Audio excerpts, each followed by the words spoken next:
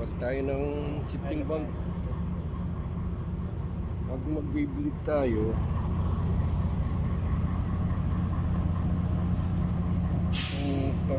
saka ito, parehas siyang luluwagan.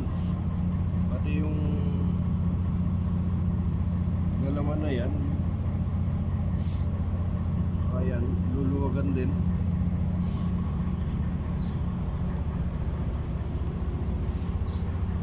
Ayos yung hose natin dito. Ito, balik natin dito sa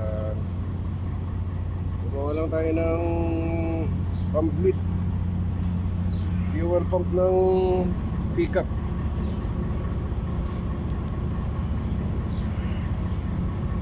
Akit na ako sa taas, kakabit ko muna yung motor. Tara, check ha. May ano lang to, 12 volts na motor na fuel pump.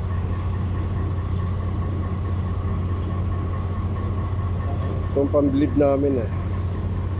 Matagal ko nang ginagamit to eh. May pang-bleed talaga nito eh, pero ito lang ginagamit namin.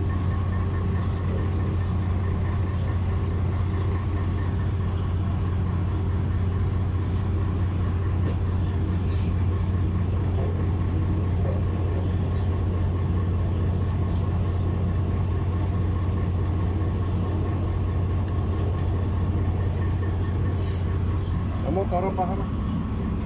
Taruh pa,